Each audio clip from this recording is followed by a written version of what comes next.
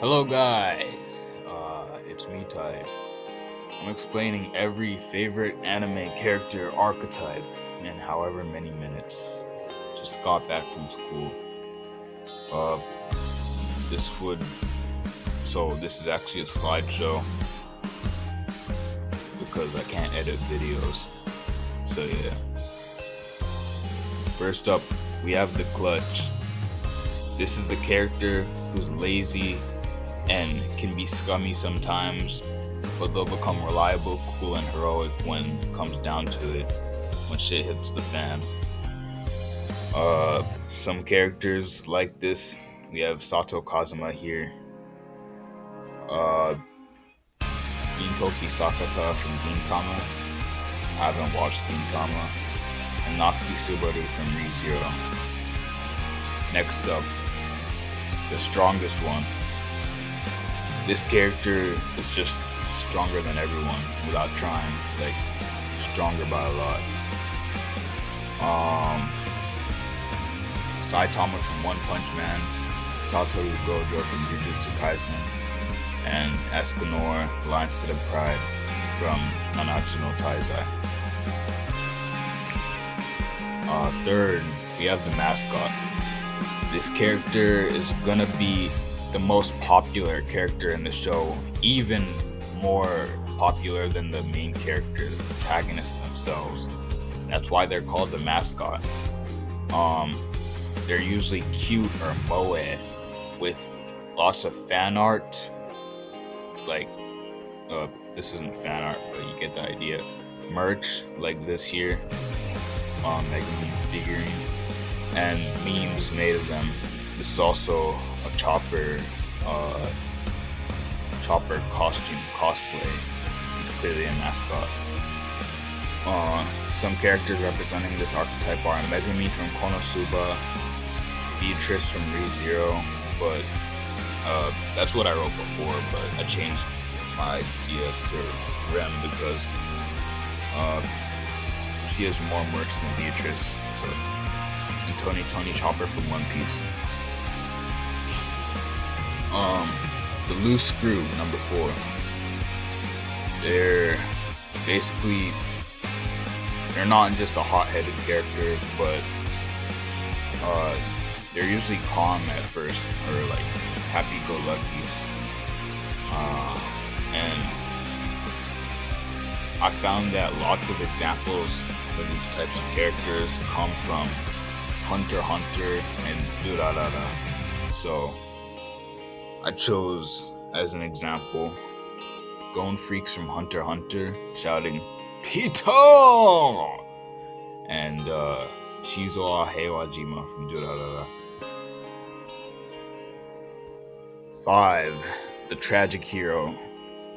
This character archetype starts off as noble and idealistic, but in the end, their situation is arguably, debatably, can be considered worse than dying. So, some characters who embody this archetype are Sayaka Miki from Wella Madoka Magica, Natsuki Subaru's Sin Roots like Pride, Wrath, from ReZero, and also Greed definitely. And then Fuminori Sakisaka, even though he's not necessarily a hero or from an anime, from Sayanoruta.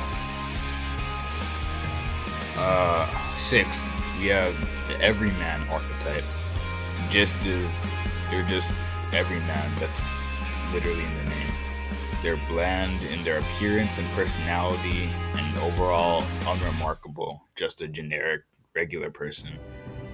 But what separates them from an isekai self-insert or normal self-insert is that these characters,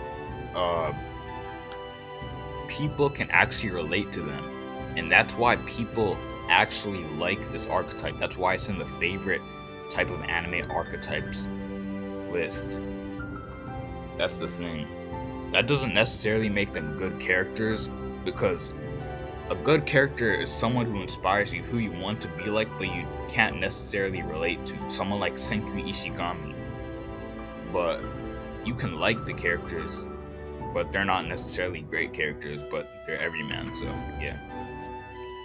And we have Natsuki Subaru from ReZero shouting, "What did I do to you?" to Rem. And Tadakuni, he's just a regular high school boy.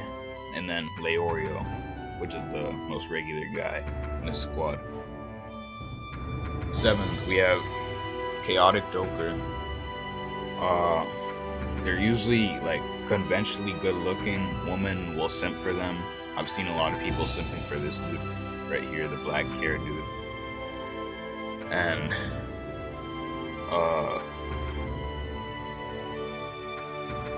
some characters who fit this archetype are Dazai Osamu from Bungo Stray Dogs, Izaya Orihara from Durarara,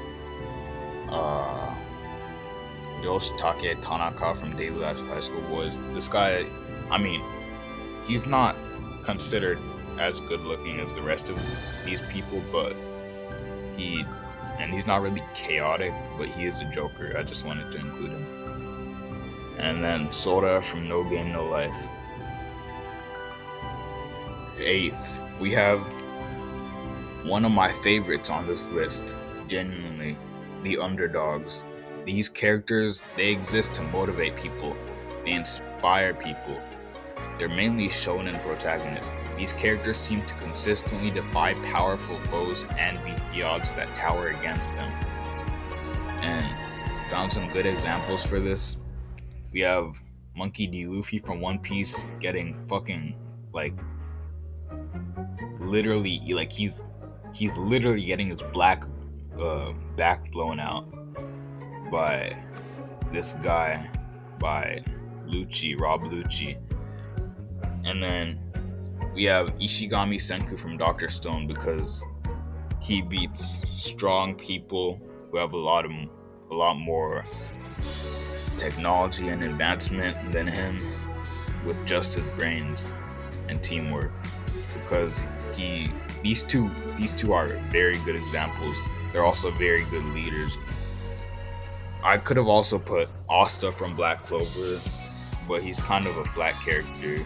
He's just all about pushing past pushing past his limits is his like master of one card.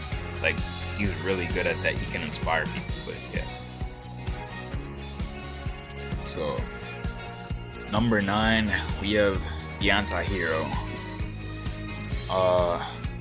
Basically the gist is law enforcement and society do not like if these people are real, they would not like what they're doing. They have a goal, whether it's idealistic, noble, or selfish, whatever. It's the methods that they use to reach their goal that are considered controversial. Some examples of this archetype are Light Yagami from Death Note, Lelouch from Code Geass, and Eren Yeager from Shingeki no Kyojin. And I'm gonna be honest, I did not watch Code Geass or Attack on Titan, and I only watched like 12 episodes of Death Note. But that's not my fault. I was sent to a psych ward, so I couldn't finish it. That sucks. Alright. And lastly, number 10, we have the strategist. The thing is, they're smarter than everyone else in the fucking show, alright? They're playing 40 chess while everyone else is playing fucking tic-tac-toe. They usually beat insurmountable odds using simply their intellect, manipulation, and just strategy. Some examples of this archetype are Sora from No Game No Life again, Oreki Hotaro. Though Oreki is probably the least smart out of the people on this list, but to be fair, he's just a regular high schooler. Like, his smarts compared to a regular person in real life is actually pretty good, but compared to the rest of these people, he's not up there. And then we have L. Lolliot from Death Note, Kiyotaka Ayano Koji from Classroom of the Elite, which I did not watch, and Senku Ishigami from Doctor Stone. Man, Senku's really just a great character, like genuinely. Like what kind of girl would not want to date Senku, bro? He's such a hard worker. He's cool because he does try. Like it's just amazing. Alright, next. This is something that ChatGPT wrote for me, so I'll finish off on this character archetype theory as coined by ChatGPT. Every great character starts with an archetype, but the most unforgettable ones don't stay in one box, they evolve. Natsuki Subaru isn't just the everyman, he's the clutch, the tragic hero, even the anti-hero, which explains his popularity. Gintoki balances cynicism with compassion. The loose blurs the line between savior and tyrant. These characters don't just fit tropes, they stretch them, overlap them, and become something bigger. The more archetypes a character touches, the more human they feel. Because in the end, we're all contradictions too. Weak but stubborn, kind but selfish, noble but flawed. That's why we connect to them. They're not the perfect hero. They're just every version of us at once. Thank you for watching my video. Please subscribe. Itadakimasu.